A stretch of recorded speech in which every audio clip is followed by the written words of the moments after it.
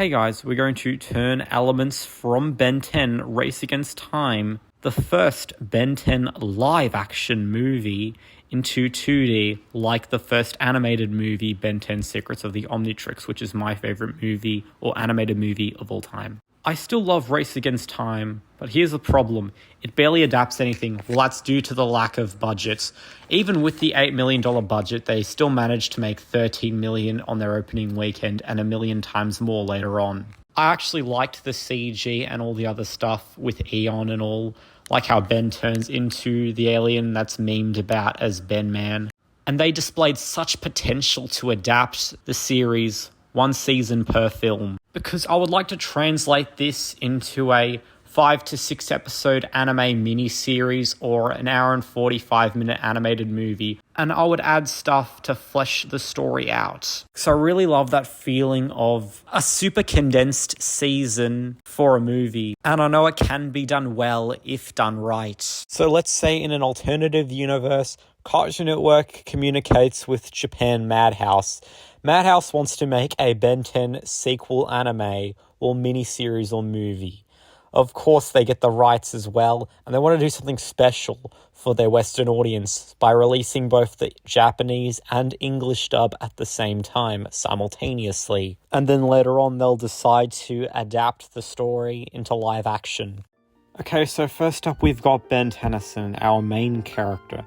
And I feel like his actor did a really good job of capturing Ben Tennyson, bringing him to life.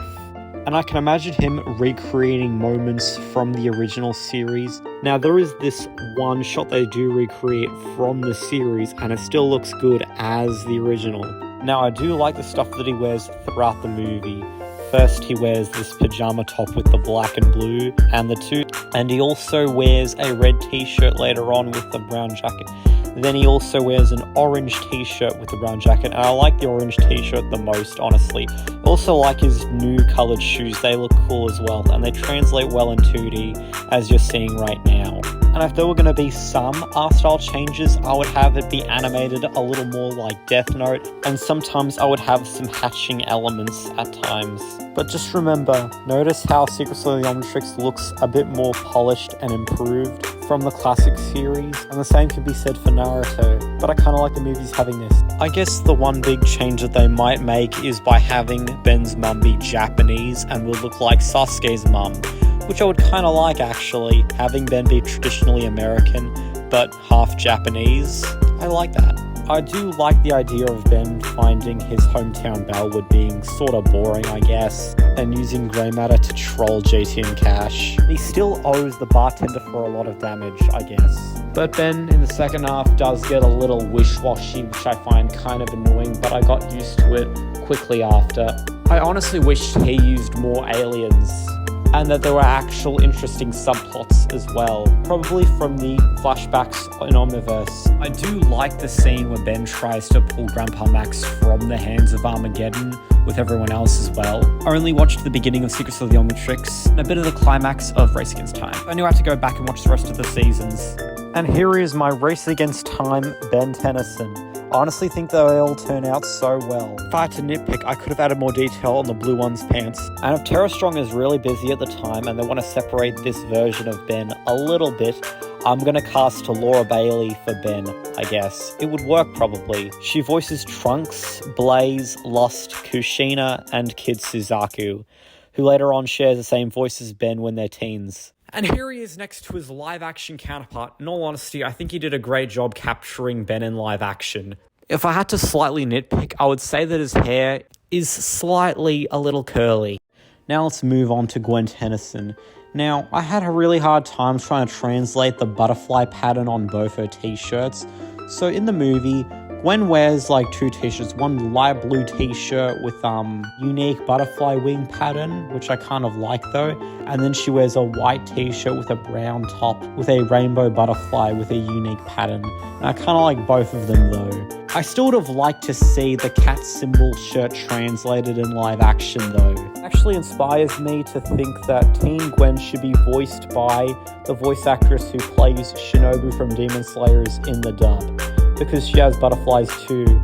Also, it's the same voice as Kurapika, Kyoko Kirigiri, and Yugo from Wakfu. And I think the voice actress would fit perfectly with teenage Gwen, I guess. She's pretty much a weeb, and she likes to cosplay as her characters like Venti and Kurapika. More on that later. The thing is that Gwen barely has any powers, I guess, but I think the CGI was a little too expensive and they didn't know how to translate that till Alien Swarm. However, she's still better than the reboot Gwen. The reboot Gwen is kind of shit, to be honest. Throughout all 4 seasons, she barely gets any character development, barely learns any spells whatsoever, and is just kind of boring. Hell, I would even prefer Annabeth from the Percy Jackson movies. Even worse is that they acknowledge this, and yet she still doesn't get any powers, nor any growth whatsoever. Unlike here, she actually gets character development. She actually has this nice moment where she tries to reason Ben out of being Eon. Normally, you would have loved this moment as a kid, but now, looking at it, WTF. But I'm still okay with it. But in all honesty, I think her powers would have looked great in live action, especially in this movie. The casting looks perfect. She looks mostly accurate with the orange hair and green eyes. Wasn't a fan of her hair being curled down a little bit. I do at least like that she held a wrench. Here are my animated versions of Race Against Time Gwen. Now, the reason why I did 2 versions of the butterfly brown shirt is because there were 2 types of brown that I had to use. I was mostly conflicted of using one or the other, so I just went with the more reddish one instead, which honestly looks even cooler. Honestly love all 3 of them. I think I did a great job of adapting unique patterns of the butterfly and all the little details like her white and grey watch. I wish I could later on do her talent show one with a gold jacket, I think. And now this is her next to her live action actor. As I said, I do like the actress, and I don't think the hair is that bad. It could have been a little bit better, but I still think it's good enough. Although I was cracking up when she made this face when confronting Ben-Eon, which made me chuckle a lot. And the same could be said for this shot. Now we're doing the Race Against Time Omnitrix. I'm going to give it as much detail as I want, as much as possible, like Madhouse Studios' Death Note, for example. They've also done some DC animes, like the Batman Gotham Knight one. I think they did a great job of adapting the Omnitrix faithfully for the most part. I do like the little gimmicks that they add with the design, I guess. But in all honesty, I wish they had a different sort of material for the dial, or the metal parts specifically. And the button, in all honesty, as well. Like the materials for the rest of the watch, including back patterns and materials. As you see here, I'm trying to draw over the live action Omnitrix on a different layer. I had to use a lot of reference images for the colors, the style, all the detail, and how I'm going to shape the symbol of the watch. The lines in the classic series are very thick. In the reboot, they're very thin. But sometimes they're very inconsistent. So I try to find the perfect balance like in Race Against Time because whenever the Omnitrix is focused on, they'll always use CGI for the dial, where the great parts are furthermore away from each other. Honestly went with a practical symbol instead, because it's more accurate to the posters and the advertisements and the main design overall. There's nothing that I hate about the design. I think it looks really good. If I really had to nitpick, I would say it would have to be the dial, well, mostly the silver part. I honestly wish they had a more normal grey colour instead of being too shiny. And as for this animated project alone, I think the quality and visuals be slightly different from the original movie and the classic series because there might be more dynamic camera angles and more choppy animation, a lot of detail. I would have a lot of Funimation or Death Note voice actors in this project, I guess. I would also consider adding stuff to the plot that might flesh out the story and the world. You might have Elena as a cameo character. And here is the Race Against Time Omnitrix in the style of the classic series. I think I did a really good job adapting the Omnitrix in the style, and I wanted the symbol to have this much detail, which I like. I had fun replicating the patterns on the edges, and I honestly enjoyed looking at the watch throughout the film. And here it is next to the live action version. I think I honestly did a great job. I like both of them equally. If I had to nitpick one thing, I would say that the Omnitrix symbol doesn't go from green to red when it times out. But I do like its unique sound effects, at least when he transforms and times out. And I do like the CGI symbols for the aliens and Ben-Eon. You can tell that I have this philosophy that if you're going to tell a new story, tell it in the same medium as the source material. And if you want to branch into a different medium, then they should just adapt the story. because you can't have the story be made for this medium. It just doesn't work for me. Translating the source material's story would be more impressive and better. I found the Omnitrix's tubes glowing when he pushes the button a little interesting. As a kid, I wasn't a fan of it, but I'm okay with it now. I ended up using the app to create these AI images out of curiosity. They give me Pokemon mixed with Gurren Lagann vibes. Oh shit, I forgot! Please don't!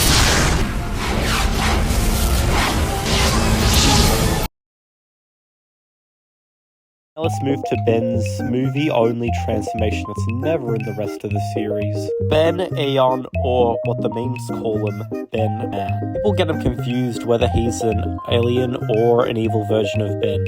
Originally, movie, he was actually an alien who just happens to have the DNA sampled in the Omnitrix, which causes Ben to turn into Eon. Ben wasn't really Eon, he just had the DNA of Eon and then turned into him. It's not like Eon was an evil version of Ben. That's what they just retconned to either shit all over the live-action film. Because the UAF era tries to be ahead of its time, like Spider-Man No Way Home, and they knew that most live-action adaptations were terrible. But the problem is that Race Against Time and Alien Swarm weren't really that terrible and didn't deserve to be shit on like that. Back on the subject with Eon and Ben-Eon, I think their outfits, costumes, and powers would look nice in the 2D art style of the classic series. But with the animation done by Madhouse, it would look pretty good and it would look even better. I had trouble finding where I should put the Omnitrix symbol, and I wanted to stay as accurate as I could, so I kept it on his hip and hit it with the cloak. Of course, I made some alternatives where it's either on his glove or on his chest. Also used a lot of inspiration from some of the old fan art back in the day, and some new ones as you're seeing now. I really wish Ben could use this alien in the far future in other shows, movies, and games. And I honestly like the sound effects of his powers, I guess. And I do love his sort of unique design. However, they keep changing it in Ultimate Alien and Omniverse. But I really wanted to accurately and faithfully recreate the suit in the art style of the classic series, with all its detail and all sets of black. I honestly like the actor, and I think he could do a great job as a live-action Ben 10,000. The character, Eon, and the alien transformation, Ben-Eon, took inspiration from the likes of Griffith from Berserk when he becomes Femto, and Darth Vader from Star Wars. And the actor even likes and appreciates the whole Darth Vader concept. I want both Ben-Eon and Eon to share the same voice actor, because the movie felt like it was making a reference to characters sharing the same voice actor in an anime dub. I feel like it would hit even harder if this adaptation existed first, since they share the same voice actor, then they get the same actor to play both characters in the live-action movie, which what I find as a nice detail. There's a new live-action for some of these live-action animes with Yuri Lowenthal. I would like them to be played by the same live-action actor to pay homage to Yuri Lowenthal voicing all of them. You can see this work for Japanese live-actions as well. Actual voice actor, I thought about Lex Lane who voices Ghetto, but honestly I have a better pick, Kevin T. Collins. He sounds like Yuri Lowenthal, he voices Griffith, so I can see both the Japanese and English voices of Griffith from the 97 playing Ben-Eon and Eon. The helmet, I take inspiration from the one from the live-action film and draw over it. I also have to reuse some of the helmet from some of the accurate-looking fan art. I do like the purple lights look for the helmet as well. I had to color code it in the movie's colors, I guess. I also had to make his skin sort of whitish purple, I guess.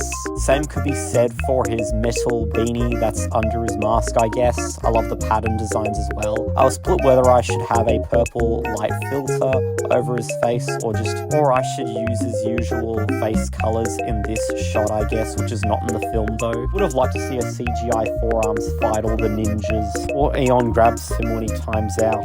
But instead, Cartoon Network was merciful and let the CGI artists breathe for a while. I honestly would have liked to see Ben-Man fight the ninjas as well, and even fight Eon himself. I also had to add the breathing tubes at the bottom, front, back of his helmet as well. And for the most part, this video is inspired by Weeby News, who does the Percy Jackson and Coraline. And here is Ben-Man. I have different versions, one where the Omnitrix symbol is on his wrist or on his chest. There are 3 where the eye's purple and then the symbols are. I feel like I did a good job adapting adapting him into 2D, specifically the style of the classic series. I feel like people have already done Race Against Time Max in the classic series art style already with the cap. I kind of like the cap, honestly. My favorite of the 6 versions is the most accurate version. Still like the others equally. Why I did this one is different from all the others because what I did was draw it on paper, then scan it, then send it to my computer, then send it to my phone, then put it in an app, then draw it.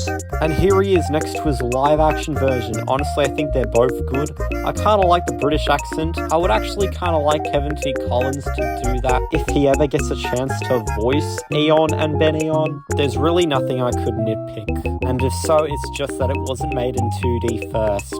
And here is Eon. Now, honestly, I think I did a great job with the helmet. Looks really good. I was kind of split whether I should have the light purple filter on his face or not, because again, he's in some sort of helmet. In promo images, he is seen with white skin, without any of the special effects used in the movie. Well, I guess it's because to promote the movie, but I still kind of like both of them. And here he is next to his live-action counterpart. In all honesty, I think I did a good job recreating him in the art style too, with the helmet and the purple eyes and face. What I could have done better was add more faces, because you go through a lot of them throughout the movie. One, he wears a black void on his mask, then he also has his normal face, then he has like rotting, no hair sort of face, and then he has a zombie-ish sort of face with the red or black eye bags or something. Idiots! We can't kill him!